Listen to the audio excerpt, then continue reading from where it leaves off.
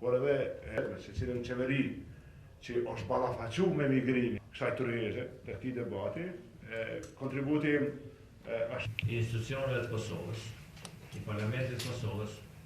Migrimet më të mëdha të kësaj kohe ndodhin gjatë viteve 1400.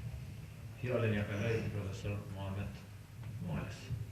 Japonezi që kënga popullore e ruan duar. Ky etnos i ardhur në Bizant gjatë mesjetës. Vonimi i liberalizimit vizave për qytetarët e Kosovës.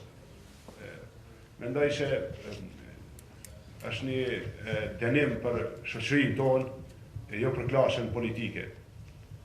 Në rast se klasa politike, në rast se pushtetarët, politikanët, qeveritarët nuk kanë mujt me ju përgjigj ose me i kry si duhet detyrat e shtëpisë, vonesa në liberalizim nuk i dënon ta, por i dënon direkt qytetarët.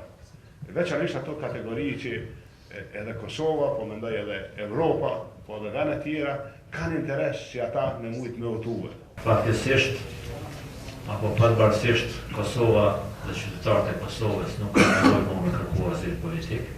Tani krejtësisht ikjet janë për shkaqe ekonomike dhe për shkak të mos keqçeverisjes në Kosovë dhe për shkak se qeveria aktuale e Kosovës nuk e ka prioritet zhvillimin ekonomik, hapjen e vendeve të reja punës për këtë rinim të mrekullueshme që ja solli ririn Kosovës.